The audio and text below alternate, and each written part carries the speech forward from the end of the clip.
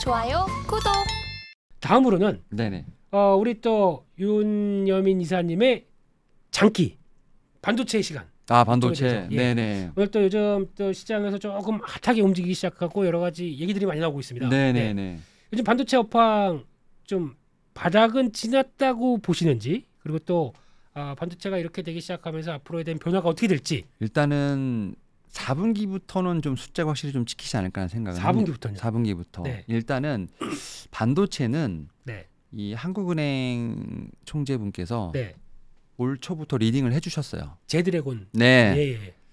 한 3분기, 4분기 정도면 네. 좀 무역 수지부터 숫자가 좀 나올 것이다. 아하. 이미 얘기를 해주셨죠. 그렇죠. 예. 그분이 일단 먼저 리딩을 해주셨고, 네. 근데 그런 부분이 지금 수치화되고 있는 순간을 좀 목도하고 있잖아 생각이 듭니다. 그렇죠. 예. 예, 그래서 지금 이제 무역 수지 같은 경우도 한 10월, 11월부터는 반도체 쪽 같은 경우는 확실히 좀 터닝 어라운드되는 어떤 그런 모습이 나온다는 얘기가 나오고 있고, 네. 여기에 더해서 지금 이제 우리가 흔히 말하는 뭐 HBM이나 뭐 DDR5 말고 전통적인 이제 업황이라고 할 수 있는 D램과 낸드와 관련돼서는 그렇죠. 예. 뭐 최근에 보니까 삼성전자 뭐 이제 모바일 D램 같은 경우는 가격을 올린다고 합니다. 네. 그리고 재고도 거의 더 이제 소진됐다고 하니까 그렇죠. 그런 측면에서 내년 같은 경우는 물론 이제 올해에 대한 약간 기저효과일 수도 있겠습니다만 분명히 내년부터는 확실히 숫자가 나올 것이고, 그런 부분에서 4분기부터는 정말 우리가 말하는 업황에 대한 회복이 네. 눈에 보이는 어떤 그러한 숫자로 나오지 않을까 생각을 합니다. 삼성전자 내부 문건으로는 네. 뭐 그냥 단독 보도긴 하지만 네네. 내부 문건으로는 이제 감산됐다, 정상화 가자, 네. 이런 얘기가 나오고 있다. 뉴스도 오는 길에 봤습니다. 그렇죠. 네네. 예, 그렇다는 얘기는 이제 수요가 살아나고 있으니까 네네. 굳이 여기 감산할 필요가 없고 가격 올라오는 대로 이제 족족 이제 DDR4는 갖다 빨리 재고 네, 밀어내기 하는 거고. 밀어내고, 예, 5로 딱 전환시키려고 하는 움직임들이 많이 포착되는 게. 아, 그리고 참 삼성전자 진짜 무섭습니다. 와, 네. 치킨 게임을 하는데, 네. 그러니까 HBM이 약간 일격을 받아서 그렇지. 아마 그 HBM 없었으면 거의 그 메모리 쪽에 대한 어떤 점유율은 네. D램이랑 메모리 쪽에 낸드 쪽이랑 메모리 쪽은 거의 3에서 5% 이상은 다 쫙쫙 늘려놨기 때문에 네. 아마 업황 반등 올라오면 삼성전자가 정말 행복했을 겁니다. 그렇겠죠. 근데 네. 그게 이제 뭐 상반기 마무리되고 하반기로 돌아오는 시간에 뭔가 좀 약간 좀 늦어진다 아니다 여러 가지 얘기도 나왔어요. 네, 맞아요. 근데 네. 지금 기준으로 보게 되면 그냥 예상했던 수준으로 가는 게 아닐까. 네, 맞아요. 그런 상황에서 이제 우리가 이제 예상하지 못했던 AI가 키워드로 올라오면서 네. 삼성전자뿐만 아니라 SK하이닉스에게도 기회를 주지 않나 생각은 하고 있습니다. 그런데 이렇게 됐었을 때 그러면 지금 삼성전자가 좀 뒤졌어요. 네. 근데 이제 막 쫓아가려고 합니다. 네. 네. 쫓아가려고 하는데 지금 입장에서 아직까지는 하이닉스가 좀 우위에 있는 HBM 상황. 좀 우위가 있죠. 네. 그러면 지금 이 HBM이라고 하는 이 AI 쪽에 들어가는 이제 고대역폭 네네. 메모리가 앞으로 그러면은 어떤 중요한 역할을 더 해주실 거라고, 플러스 알파를 더 가속화시킬 거라고 생각하십니까? HBM이 그러니까 네. 저는 이렇게 생각해요. 일단은 메모리 쪽에서 보면 포션은 뭐 5에서 10% 정도 많지는 않은 상황인데 네. 개당 단가가 비싸다 보니까 네. 그러니까 매출액과 영업이익을 좀 늘릴 수 있는 제가 볼 때는 그런 기폭제가 되겠습니다만 네. 아직까지 메모리 쪽에서 보게 되면 저는 DDR5가 좀 더 핵심이 아닐까라는 생각합니다. 전통적으로 봤을 때는. 네. 그리고 지금 HBM 같은 경우는 SK하이닉스가 좀 점유율이 많다고 하는데 네. 삼성전자가 가만히 있지는 않고 있죠. 네. 특히 이제 엔비디아 쪽에 이제 샘플을 보냈고 이제 뭐 컬을 받은 것 같은데 네. 4분기부터 지금 이제 납품에 대한 얘기가 나오고 있고, 지금 이제 뭐 4세대, 5세대, 6세대까지 나오고 있는데 뭐 SK하이닉스는 5세대, 이제 삼성전자 6세대, 5세대를 뛰어넘는 걸로 이렇게 개발할 것으로 보이는데 네. 내년 되면 HBM 점유율 보니까 네. 마이크론 진짜 불쌍해 죽겠어. 3%에서 5%밖에 안 되고 어쩔 수 없어요. 네. 그냥 예. HBM 갖고 지금 44, 43, 45 갖고 서로 이렇게 싸우더라고요. 그렇죠. 다 한국 업체입니다. 그러니까요. 네. 이제 그게 과연 이제 뭐 SK하이닉스가 지금 점유율이 압도적이긴 합니다만 그렇게 거의 파이를 나눠 먹는 상황에서 삼성전자가 뒤진다는 게 의미가 있을까라는 생각을 해요. 네. 그러니까 결국은 HBM이 동등하게 하게 되면 네. 결국 전통적인 업황에 대한 제가 볼 때는 승부로 가지 않을까 생각을 하게 되고, 네. 그런 측면에서 이제 삼성전자 종합반도체 회사이기 때문에 뭐 휴대폰도 있고 네. 거기다 또 최근에 또 올라오는 게 이제 파운드리 쪽 아닙니까? 파운드리요. 예. 네. 기대감이 높아졌죠. 그러니까 HBM 같은 경우도 이제 패키징까지 같이 묶어서 팔려고 하는 전략을 쓰는 상황. 턴키입니다. 예. 네. 거기다가 이제 TSMC의 파운드리 물량도 어쨌든 뺏어오기 위해서 뭐 팹리스라든지 디자인하우스까지도 지금 어쨌든 환경을 만들어 주려고 하는 상황이기 때문에 네. 반도체 업황 플러스 파운드리까지 보게 되면 삼성전자의 어떤 반격은 상당히 거세다라고 생각은 합니다. 네, 그렇습니다. 그러면 삼성전자가 이제 본격적인 메모리 업황의 네. 반전과 함께 네네. 그리고 또 나가서 이제 HBM까지도 네네. 이제 적극적으로 추구를 해서 네. 성과를 낸다. 그러면 지금 삼성전자를 보는 입장에서 네. 참 많이 횡보했고 그러면 지난 고점이 9만 전자 네네. 이쪽이었죠. 네네. 다시 들어가는 제 생각에는 네. 올해는 쉽지 않을 것 같습니다. 올해는 4개월 남았는데 여기서부터 9만 원 가면은 좀 그렇잖아요. 그렇죠. 네. 올해는 고점이 한 지금 상황에서 한 10% 내외? 그러면 한 8만 원대 가면 많이 간다. 7만 한 8천에서 8만 원 정도. 네. 그러니까 그게 아마 코스피 2,700을 견인하지 않을까 싶고 예. 그리고 이제 또 외부 이슈로 줄줄줄 흘러내리다가 네. 그 기분 나빠요. 자꾸 그 얘기를 계속 하시니까. 예. 그러니까 물론 이제 명확하게 현실을 직시해야 되니까. 예. 근데 이제 삼성전자 올라가면 네. 베타가 큰 네. 이제 SK하이닉스가 SK. 제가 알기로는 우리 윤여민 이사님 계속 SK하이닉스만 노래하셨어요. SK하이닉스 7만 원 때부터 아주 그냥 노래를 불렀죠. 네, 7만 원도 네. 잠깐 7만 4천 원대. 와. 저는 이제 네. 저렇게 못 맞추고요. 앞쪽 아, 구간에서 여기요? 네. 그러니까 잠깐만요. 저는 50% 이상 얘기가 나왔죠. 4년 전에 무려. 아니. 네. 근데 아무튼 예. SK하이닉스 같은 경우는 네. 뭐 베타가 좀 더 크기 때문에 네. 뭐 HBM 이슈도 있겠습니다만 업황에 대한 반등이 나오면 네. 삼성전자는 같이 가되 네. 아무래도 네. 그러면은 하이닉스의 목표가를 더 세게 보시겠네요.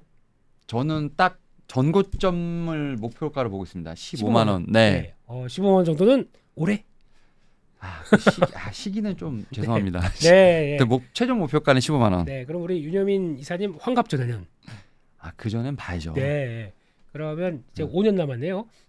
어머 나이가 공개됐잖아요. 그러면서 네, 죄송합니다. 네.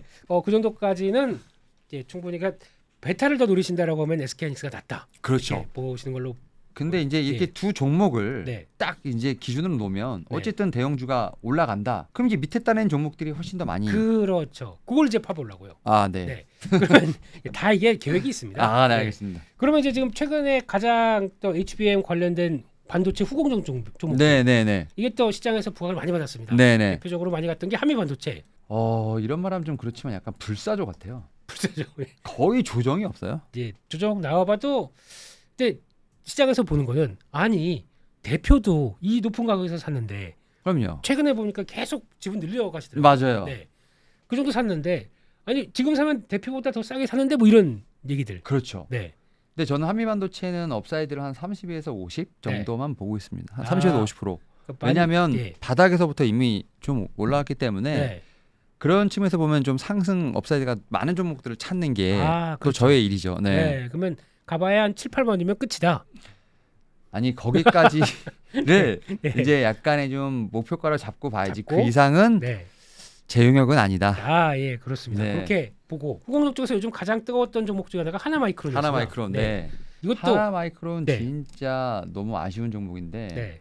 포트에 없었어요. 아이고. 근데 이제 네. 이게 하나마이크론이든 어쨌든 스토리는 알고 계시지 않습니까? 네. 결국은 H임 하고 뭐 하게 되면 어쨌든 후공정을 해야 되고 결국 그러게 되면 이제 이 종목이 대표적인 수혜를 볼 것이다 어떤 그런 스토리로 떴는데 네. 이것도 너무 안타깝지 않습니까? 그렇죠. 다른 종목을 빨리 찾아봐야죠. 다른 종목을 네. 열심히 찾겠다. 네. 그 종목이 뭡니까? 지금 보고 계신 그러면 후공정 종목들. 전체적으로 좀 네, 윤여민 말씀드릴게요. 이사님이 그러면 다 지금 보고 계신 반도체 쪽에서 HBM 쪽은 네. 일단은 한미반도체가 제가 볼 때 이제 기준이 이제 첫 번째로 SK하이닉스가 저는 네. 이제 하락 추세로 전환하지 않는다는 전제하에 네. 한미반도체가 이제 거의 기준이 되면 네. 저는 프로텍 같은 프로텍 나왔습니다. 예. 이게 뭐냐면 네.